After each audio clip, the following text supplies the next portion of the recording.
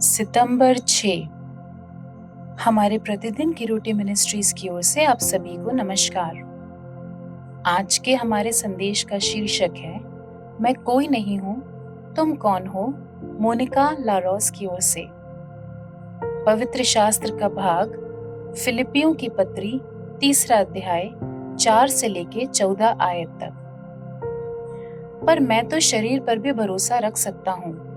यदि किसी और को शरीर पर भरोसा रखने का विचार हो तो मैं उससे भी बढ़कर रख सकता हूँ। 8वें दिन मेरा खतना हुआ। इज़राइल के वंश और बिन्यामीन के गोत्र का हूँ। इब्रानियों का इब्रानी हूँ। व्यय के विषय में यदि कहो तो फरीसी हूँ।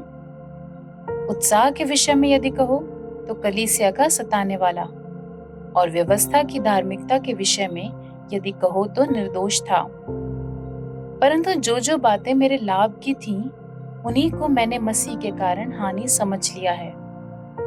वरन मैं अपने प्रभु यीशु मसीह के पहचान की उत्तमता के कारण सब बातों को हानि समझता हूँ, जिसके कारण मैंने सब वस्तुओं की हानि उठाई और उन्हें कूड़ा समझता हूँ, जिससे मैं मसीह को प्राप्त करूँ और उसमें पाया जाऊं, ना कि अपने उस धार्मिकता के साथ जो व्यवस्था से है, वरन उस धार्मिकता के साथ जो मसीह पर विश्वास करने के कारण है और परमेश्वर की ओर से विश्वास करने पर मिलती है, ताकि मैं उसको और उसके मृत्युंजय की सामर्थ को और उसके साथ दुखों में सहभागी होने के मर्म को जानूं और उसकी मृत्यु की समानता को प्राप्त करूं, कि मैं किसी भी रीति से मरे हुओं में से जी उठने के पद तक पहुंचूं।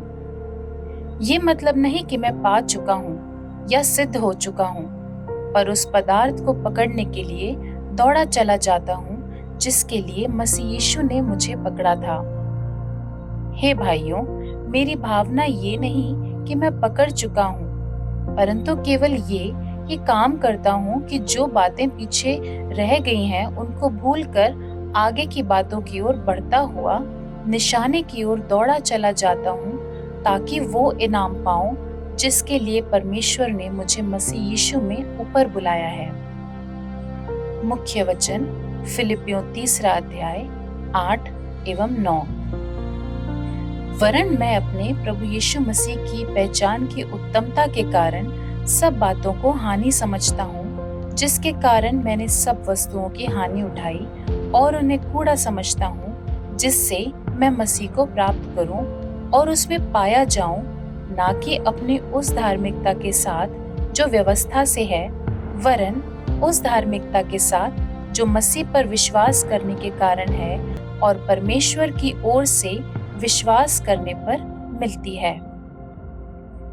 एक कविता में जिसकी शुरुआत होती है, मैं कोई नहीं हूँ, तुम कौन हो, एमिली डिकिंसन ने लोगों द्वारा कोई बनने के लिए किए जाने वाले सभी प्रयासों को मजाकिया ढंग से चुनौती दी है।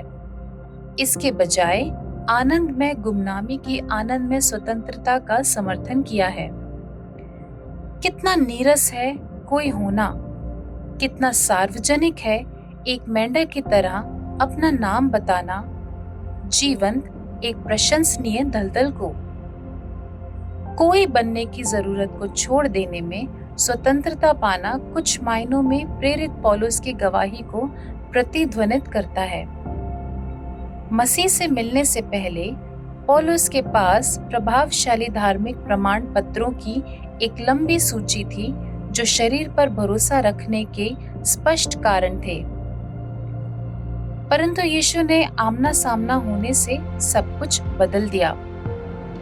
जब पौलुस ने देखा कि मसीह के बलिदानी प्रेम के आलोक में उसकी धार्मिक उपलब्धियां कितनी खोखली हैं, तो उसने इस बात का अंगीकार किया कि मैं अपने प्रभु यीशु मसीह के पहचान की उत्तमता के कारण सब बातों को हानि समझता हूँ और उन्हें कूड़ा समझता हूँ, ताकि मैं मसीह को प्राप्त करूँ, ताकि मैं उसको और उसके पुनरुत्थान की सामर्थ को और उसके साथ दुखों में सहभागी होने के मर्म को जानूं और उसकी मृत्यु की समानता को प्राप्त करूं।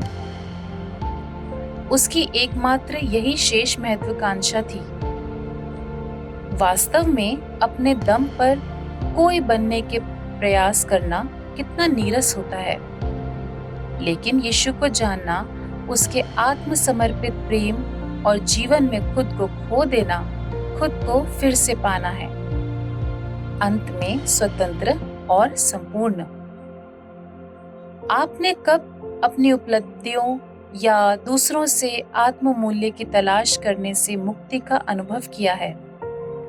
खुद को मसीह में पाना आपको गर्व और आत्म स्वीकृति दोनों से कैसे मुक्त कर सकता है?